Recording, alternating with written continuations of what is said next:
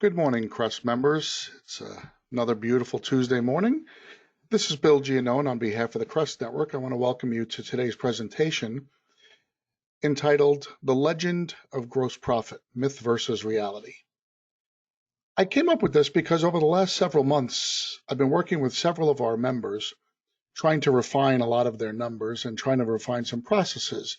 And one of the things that I am coming across, and I've noticed this over the years as well, but most recently in the last couple of months, that the thing that is very, very concerning to me is within our industry, we have a very, very broad definition and understanding of the term gross profit. I mean, I've been to some of our clients and they'll sit and show me their profit and loss statements, and I'll look at them and very, very surprising. They're doing work at 95% gross profit. And when I start to dig down and look at some of the things that they're expending on the projects, or better yet, some of the things they're not expending on the projects, I find it very interesting. And I think it's just important to put a little presentation together so everybody kind of gets on the same page. This isn't the Crest way to do it. This is really the traditional business way to do it. And I just thought if everybody has an understanding, it's so much better for us moving forward. So let's just get started. Revenue minus direct expenses equals gross profit. It's very simple math. We're going to discuss this formula. It couldn't be an easier formula for you guys. And yet, like I said, a lot of us have difficult times trying to understand what goes where. Okay. All we have to do is calculate our revenue and our direct expenses for each project. Sounds very easy, right? Let's define those two topics. First, we'll define revenue. Revenue for most of us is very simple. It's what we bill for a project. Now, there is an option to that because, as we know, especially in our industry, many times what we're billing is a little different than what ends up in our pockets. So we can also define revenue as what we collect on a project. When we get into the direct expense portion, we're going to discuss a little bit of the details of how we account for that.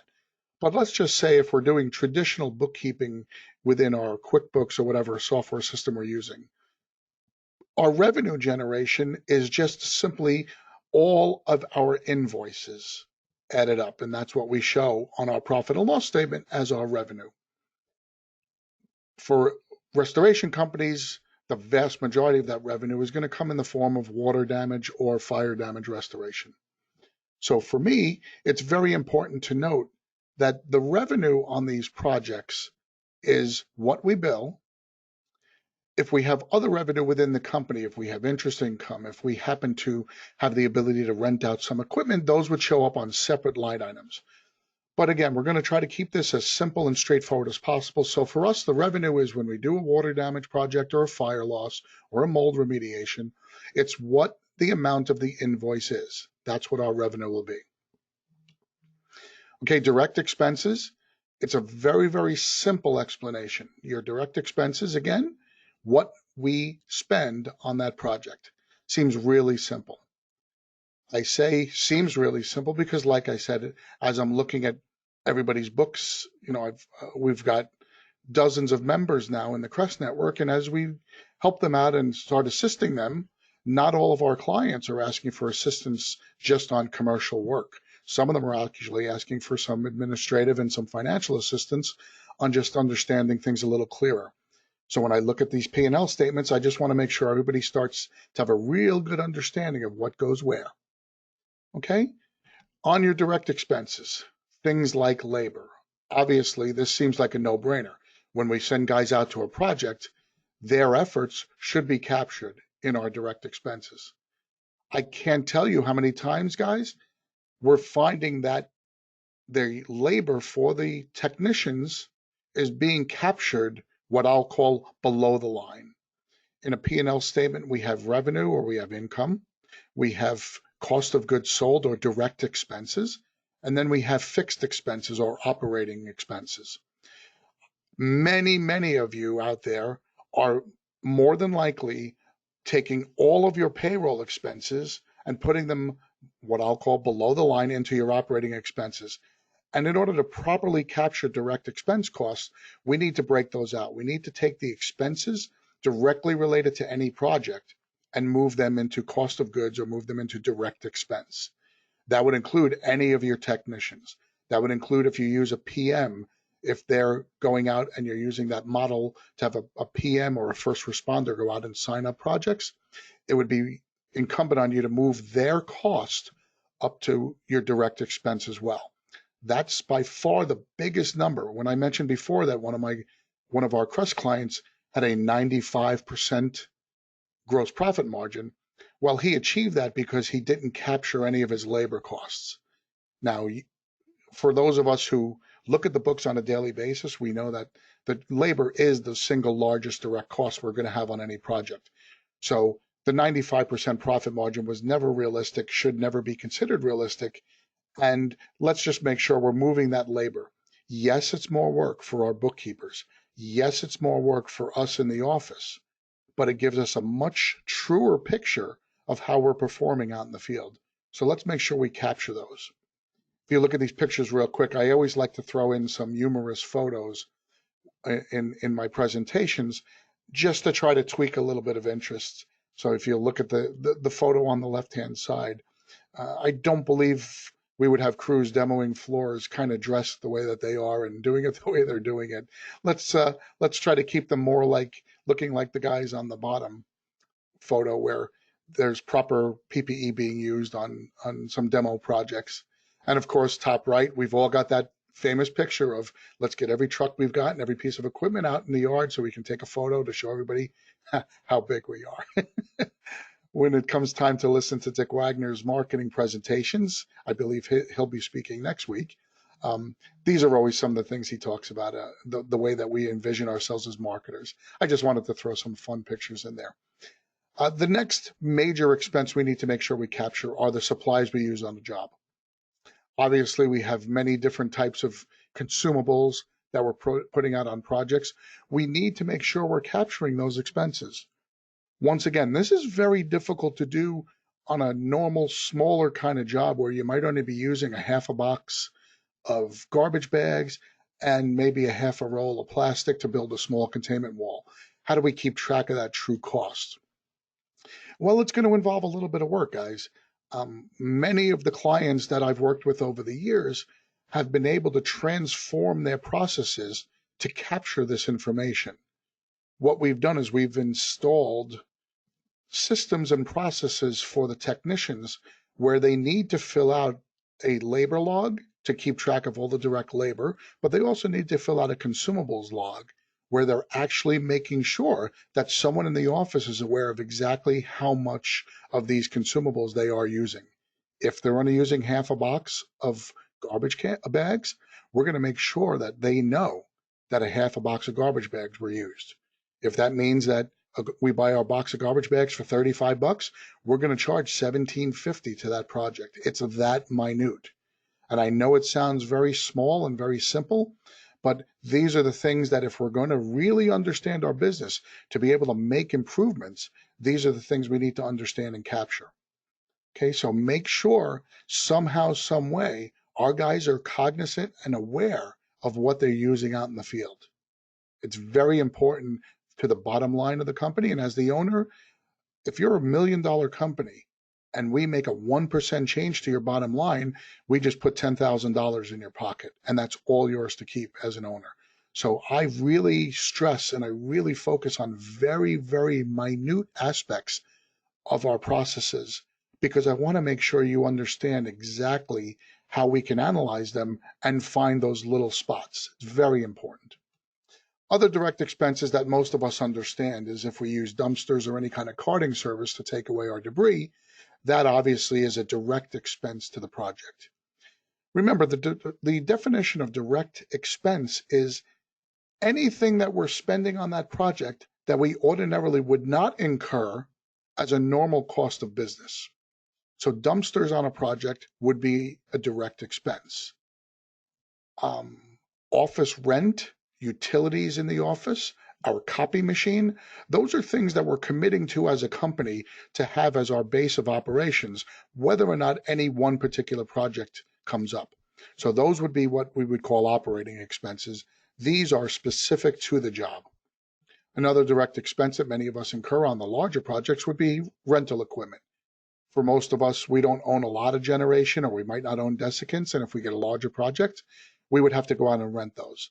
For some of us, we have a very small inventory of different types of drying equipment, and we may get a little surge in our neighborhood, or we may, be lucky enough to land a commercial project that might require several hundred air movers. And if we have to rent those, that would be rental equipment. That would be a direct expense as well. Once again, something that you're spending just for that job. We obviously, from time to time, will have to use subs on our jobs. We'll have electricians, we'll have plumbers, and we'll have our inspectors who have to come. Maybe they're doing mold inspections. Maybe they're doing clearance tests for us. Maybe we have the possibility of the presence of asbestos or any kind of ACM, and we need to have someone come in and do that. Those fees that were charged by those companies are directly related to that project. Once again, let's book them as a direct expense to that job. Okay. I'm going to get into a couple of topics now that you guys might not realize are true direct expenses, because they don't happen all the time on every job, or they happen outside of the normal operations of the project, but you still need to understand. First one I always talk about is fuel for your trucks. Many companies are large enough where they'll have a fleet service fuel card, and everybody will have the ability to fuel their vehicles. But once again, for ease, what most companies do is they take that fuel cost and they put it as an operating expense. Because let's face it, the owner's got a fuel card. Some of the office staff might have fuel cards. Our marketing staff has fuel cards. So it's just natural to just take that invoice that we get every month from the fuel company and throw the entire thing on. Well, I have to tell you, that's very interesting concept, but I don't think it's the thing that we want to do. In order to properly capture our true costs, the fuel that our vehicles use when they respond to these projects absolutely is a direct cost to a job. Now, can we figure out the gallons? No, we can't figure out the gallons. But as a general rule, over the course of the year, if we're capturing all of those trucks into the into the cost of goods sold or the direct expenses, we might not be able to expense them job by job, but overall on our profit and loss statement, we can know that they're part of our overall direct expense category. That's very important. At Reliable Restoration here in Atlanta, years ago, we took our gas cards and we made sure that each vehicle had its own card. And now when the invoice comes in, we literally separate the invoice out by vehicle ID number, and each amount gets put into either direct expense or operating expense based on which vehicle spent which money. To us, that's a very important concept. We really enjoy being able to analyze that data, because it's very, very important to know how much of your fuel is being spent to do work and how much of your fuel is being spent by the rest of the company. Referral fees. Many of us, especially those of us who have been or are still more Floods members, are very familiar with the plumber marketing program. Even if you're not a More Floods member, there are times when you will be paying referral fees for certain lead generation. Any referral fees you're paying should be captured above the line, should be captured as a direct expense. For instance, if you're in an area of the country where the plumber rate is $200, first of all, congratulations. That's one of the better rates around the country. But if you're paying $200 for a project that was generated by a referral source, that $200 should be directly expensed against that project. Once again, most companies I work with put that in as an operating expense. They'll either call it a marketing expense or an advertising expense. And I prefer to put it up above the line as a referral fee. There's nothing illegal about paying referral fees, otherwise we wouldn't be doing it. And it is important to capture it in the proper spot. So let's make sure we do that and put our referral fees above the line. We have commissions. A lot of our staff works on commissions. Our marketers may be working totally on commission where they're receiving a draw against commission. Other times we'll have people working on straight salary with an override commission of a couple of points or a half a point or whatever. Many times our production staff might be incentivized in order to do the work better by being on a commission basis as well. Well, all of those commissions that get paid out are only paid out by virtue of receiving that project and executing the project. So it only makes sense that that is considered a direct cost as well. Let's try to make sure we move that above the line. We've got payment processing fees. This is always something that really surprises me. A lot of companies don't take this into account and will accept credit cards because it puts money in our pocket and it makes it easy for the client.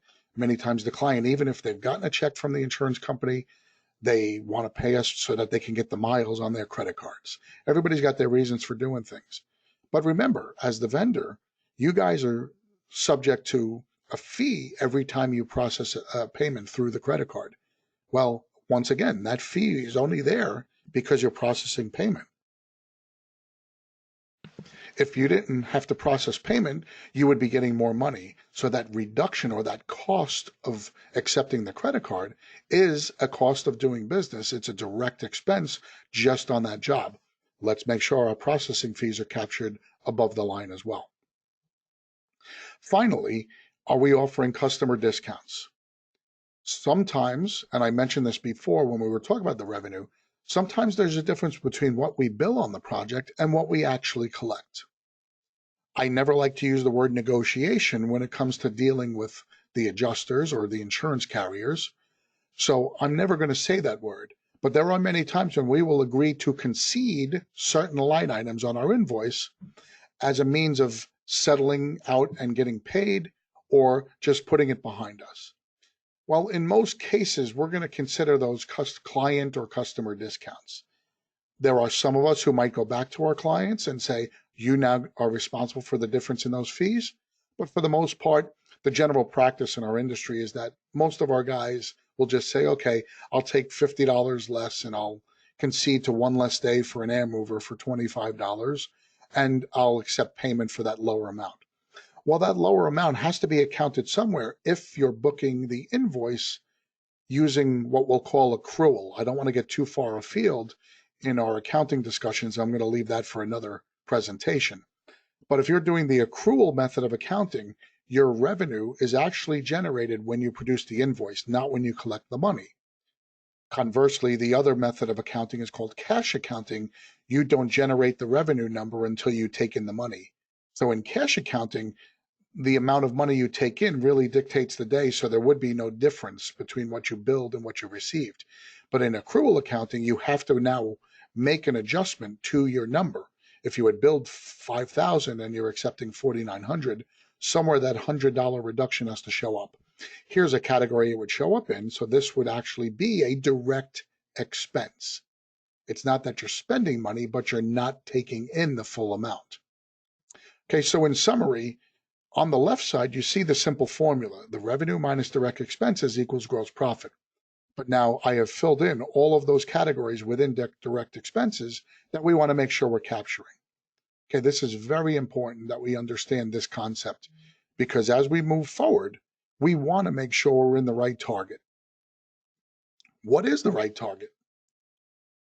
In our industry, and this is anecdotal evidence, I've worked with nearly 100 companies around the country over the last 10 years, all of them independents, no franchise companies because their models are slightly different. And this number of 70 to 75% for residential water losses is about my observed norm. Now, I'm going to put a couple of caveats in here. This is the observed norm for companies who are following the process that I laid out in the previous slide, where we were talking about all of these different categories. They're capturing all these expenses above the line as part of direct expense. So when they do that, they're at about 70 to 75% gross profit. Now, I have to also tell you that these are what I call non-program losses. It's very important that you understand the difference. A non-program loss would be anything that does not come from a TPA program. If you're in a TPA program, there are several restrictions that the TPA places on you, which would include not only having to accept a lower invoice amount for your services based on concepts such as 3-day drying or things like that. But it's also the fact that many times you will have to pay an additional fee to make sure that they don't, as a marketing fee, you'll have to pay that additional amount for what they'll call lead generation or processing. So you can't get the same normal profit margins for program losses. I have seen the numbers range in the 60 to 65% area for general program losses. So let's just talk about non-program, regular, independent restorer, residential water loss. You're at 70 to 75%. If you happen to be a really excellent restoration company, you can perform at gross profit margins that exceed 85%. Now, in the beginning, I mentioned a client who was stating that they were operating at 95%. That's almost impossible to do. But if you're an excellent restoration company, depending on how you are creating your compensation packages for your staff, you can get as high as 85% and maybe slightly higher on certain types of jobs. Remember, the more labor you have to put on a job as a relation to the equipment, the lower the profit margin is going to be. If you've got a job where it's mostly just an extraction and setting of a ton of equipment, your profit margins could be very high because you really don't have any direct costs associated with that equipment. You've got a lot of indirect costs. You've got storage of the equipment. You've already purchased it and laid out the money. You've got the warehouse space that you need to rent and you need to keep utilities on. You have racks that you needed to buy. You have personnel that you needed to staff to put the equipment on those racks. You have staff that has to clean that equipment from time to time and keep it in running order. And you have to maintain that equipment from time to time. All of those expenses cannot be directly attributed to any one job. So those are considered operating expenses. That is what allows us to rent out an air mover at $25 to $30, depending on what area of the country you're in. But as a direct expense, you have very little direct cost against that $25 to $30. Okay, so let's understand that. If you want to operate at 85% and you are a company that pays your technicians as a percentage of the claim amount or the percentage of the invoice amount, the 85% is going to be a tougher number to reach when you take all of your other expenses into account. Because generally speaking, the clients I've worked with use a higher percentage than, basically to try to work at 85%, you'd have to keep your labor cost, your total labor cost under 10%. And that's unrealistic for companies that compensate their employees just off of a percentage of the project. So let's just talk about regular vanilla. We have, hourly staff, we pay them, and then we might pay them time and a half for overtime, obviously. And there might be some small incentives for the PMs and the marketers receive, commissions. We can exceed 85% on a couple of small projects. Let's just make sure that we understand all of that. Okay? The important question to ask now is, where are you and how can you do better? I'm really surprised, guys, at the number of clients that I work with that when I ask them the question, they cannot give me the answer. Now, the clients I have been working with for some period of time, it's almost a badge of honor. I want them to be able to tell other restorers what their gross profit margins on water is down to the 100th of a percent. I know that's more of a bragging than anything else. But good, bad, or indifferent, if you can tell someone else that you're operating at 82.66% gross profit on water, what that tells me as a consultant and what that tells me as a coach is that you're very in tune with what's happening in your company. As an owner, the best way to be profitable is to be very in tune with what's happening in your company. A couple of my clients that we work with, they're doing 300, 400, 500 projects a year. That owner has no idea the names of all of his clients. He has no idea the size of those jobs. He may be only involved in 4 or 5 projects the entire year because those are the ones with a lot of difficulty on them where the owner has to step in and do what's best for the company. But that doesn't mean that as an aggregate, he's not fully aware on a daily, if not weekly basis of what his numbers are and how his company's operating. That's a really good process-driven company, and that's really what we want to target. So if you don't know where you are, that's the first step. We need to know where we are. We need to do these calculations. If you have any questions on how to do that, please reach out to me and I can help you with some really basic steps on how to start tracking properly, because that's the most important thing. Tracking your numbers, deriving at a percentage based on being able to track those numbers properly. Yes, it's work. No, it's not hard work. It's a couple of additional steps and it's a little bit of time. That time you will invest in gathering the data will pay huge dividends. If you'd like, on our website, you can go into the archive video sections, and I did an entire webinar a couple of months ago on data collection. If you want to see how to collect data, I have some really good simple tips on how to do it, and the data you'll be collecting will give you a lot of ability to start making some of these changes. The next question is, how can we do it better? Let's say we know our number, and we know our number is basically 67% under these same scenarios. Well, that means we've probably got a good 5 to 10 percentage points that we can change. So where do we find that change? Well, within a gross profit formula, we said there's only two very simple places. It's either revenue or expense. So one of the ways you can do it, obviously, is to raise your prices. Over the last 3 years, due largely to the proliferation of these Facebook groups in our industry, and I'm not going to make a judgment on any individual group, but there's been a very, very big focus now on restorers' ability to dictate their own prices. And there are some good arguments for it, there are some not so good arguments for it, but by and large, as independent contractors, we have the right to set our own prices. If you're in a marketplace where Xactimate is generating an average price for your marketplace, but you are the best company in your marketplace, and you have the best employees, and you have the best facilities, and you use the best equipment, obviously you should have the right to charge a little more than average because you are above average. And remember, our pricing is not so that we can rip anybody off. Our pricing is so that we can make a healthy enough overhead and profit to continue operations and to reinvest in our company. That is the definition of overhead and profit. We need to be able to guarantee that we can keep our operations going and invest in our company for growth. If we can't do that using traditional Xactimate, then maybe that's an adjustment we need to do. There are some clients in the Crest network who have raised their costs across the board 15, 20%. There are other clients who will raise certain components within the Xactimate list.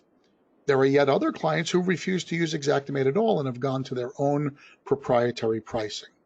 There is no right or wrong. It's whatever you can do and whatever you can justify when dealing with your clients and carriers. But just remember that is always an option.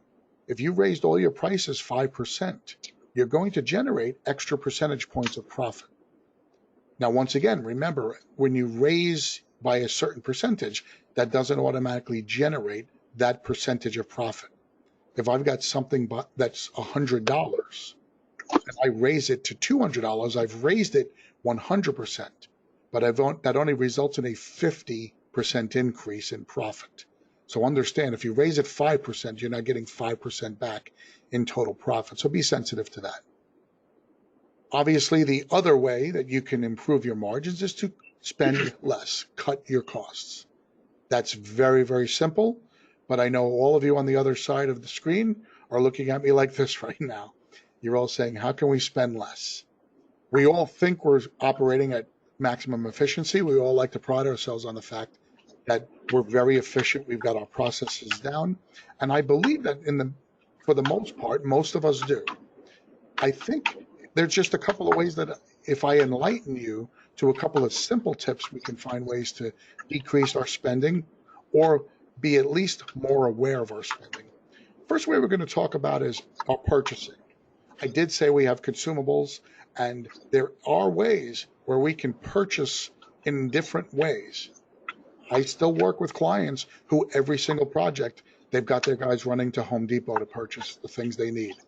They feel that, you know, keeping it around is a waste of money and my guys never know what they need, so they just buy it at Home Depot. Well, if you've got any available space in your warehouse, I'm here to tell you that you can lower your expense on your materials costs or your consumables costs by upwards of 15% just by buying in bulk. Instead of buying 5 boxes of garbage bags, buy a pallet of garbage bags. Instead of ordering 5 rolls of plastic, order a whole pallet of plastic. It might last you 6 months, but I promise you, by the time you're done, at the end of the year over year, your expense on that product is going to go down by at least 15%. Here at Reliable, we instituted this about 4 years ago, and our expenses went down to the point that we went from spending 5.5% of our cost on consumables to now we're at 2.7%. So we literally cut our consumables cost in half by being able to buy in bulk. So it's a very, very big difference. It's only 2.5% or 2.7% profit for the owner. But once again, when you're doing millions of dollars of restoration, that 2.7% actually pays for technicians' salaries for the whole year. To us, that's a big thing. So understand we can do that. Okay? We also need to understand what we're getting paid for on a project. Do we know when we go into a project or once we've completed our Xactimate, do we know how much money we're getting for our materials? Well, if we're doing everything properly, we're pulling a materials component report out of Xactimate. Again, if you need help on this, just send me a text message or send me an email, and I'll be happy to show you how to do that. There are YouTube videos who can show you how to pull up materials components list as well if you don't know.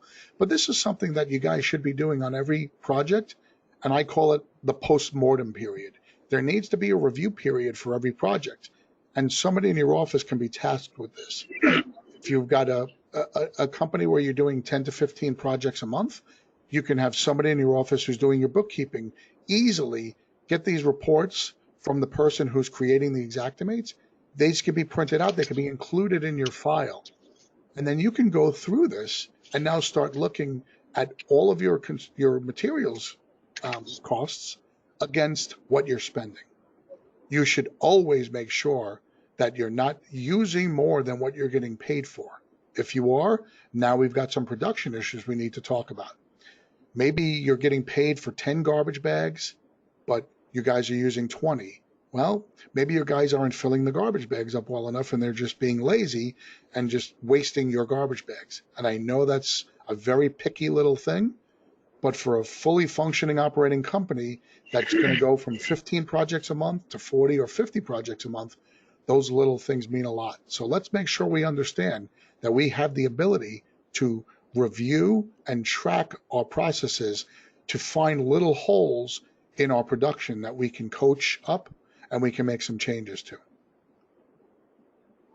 The greatest area of focus should be on your labor. I said at the very start that the highest single cost for us on a project is our labor. If we have projects like mold remediation and fire cleanups, those projects take a hell of a lot more labor than a simple extraction where we're just kind of sucking water up, setting a lot of equipment. Okay, so let's be sensitive to our labor. We have to be able to make sure our crews are working efficiently and that they can perform their tasks faster than the allocated time in Xactimate. So as the owner or manager of these crews, it's vital that you know the rate of production.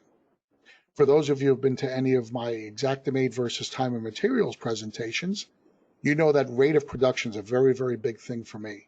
Xactimate innately tells us how fast we're supposed to be working.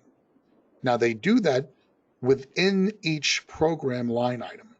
If we're removing baseboard, they're telling us, here's how fast your guy should be removing baseboard.